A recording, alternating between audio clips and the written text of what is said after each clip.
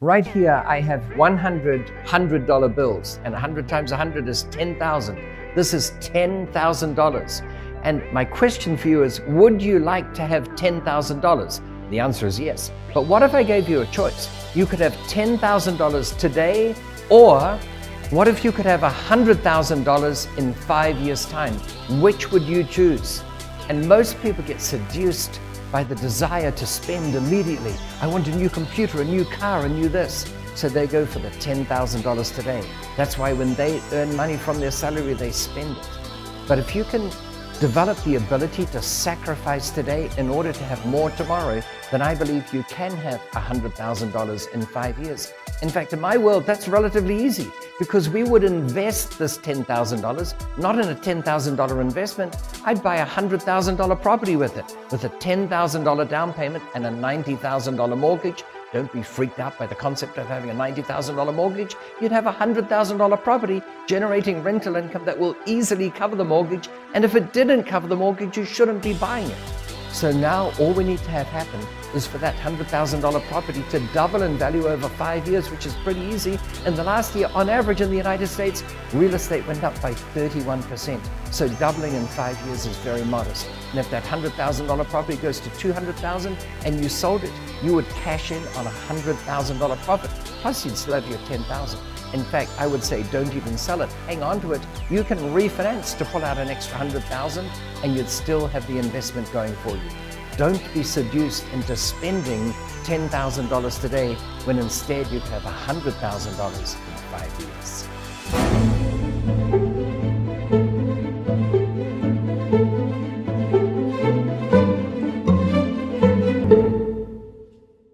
So what if I were to give you a choice? You could have $10,000 today in cash with no tax obligations. Or if you were willing to wait 5 years, you could have $100,000. Which is better for you financially and also fun factor? Because I tell you what, spending $10,000 today could be a lot of fun for today. But at the same time, having $100,000 in 5 years is also a lot of fun. Which is better for you? We're going to talk today about sacrifice and figure out which path you should take with your money. So here's why sacrifice is such an important component of your financial success. Sacrifice, of course, is foregoing current consumption in order to have some benefit in the future. And let's talk about a study that was done. It's called the Marshmallow Effect. And the experiment began by sitting a child down in a private room and placing a marshmallow in front of him or her. The researcher told the child that he was going to leave the room, and if the child did not eat the marshmallow while he was away, he would be rewarded with a second marshmallow. So the choice was simple: 1 treat right now or 2 treats later. Then the researcher left for 15 minutes. And as you can imagine, some children ate the marshmallows and some didn't.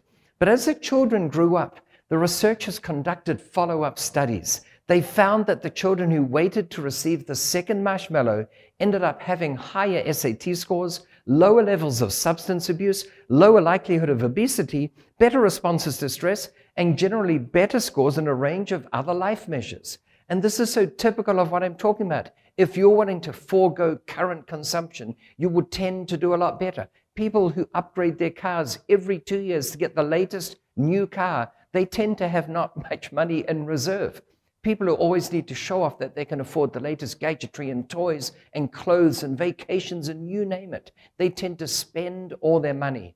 But it is those who are willing to sacrifice those things who will have the bigger, better cars later on and a greater ability to take vacations. Sacrifice is the key to financial freedom. I'd like to share my own personal experience with this, but first I want to give you a quote by James Clear, who said, "Success usually comes down to choosing the pain of discipline over the ease of distraction." And it's so true, you know, it's so tempting for us to spend money right now to have instant gratification.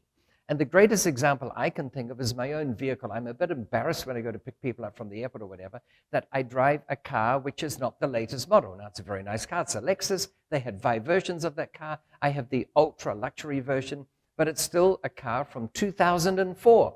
And can I afford to upgrade it? Probably, but every time I amass the $80,000 or $100,000 to buy the car that I'd like to replace it with, I'm thinking, there's a down payment on $1 million building. And how will I be better off maybe in 5 years' time if instead of buying the car, which is going to go down in value, I buy the building?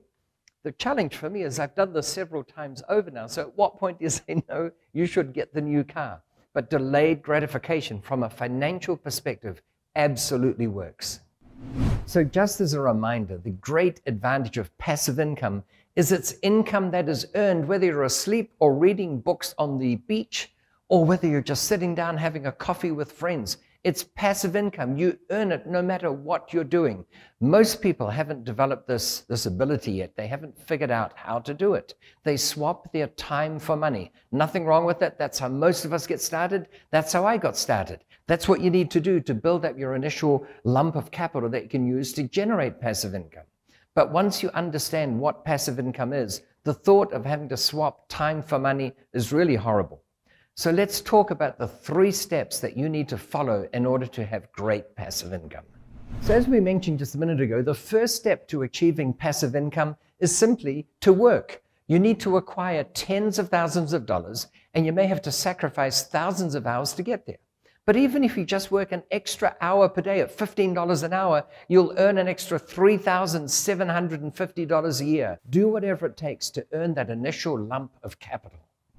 So today I have my money work for money. I invest money and it generates income, but I didn't have any capital to start off with. So when I was young, I started working at a car wash as a part-time job while I was still a high school student. And that generated the princely sum of $1.72 an hour. And it doesn't sound like much back then. It was a lot more, of course. Even back then, it wasn't a lot. It was the minimum you could earn sort of thing.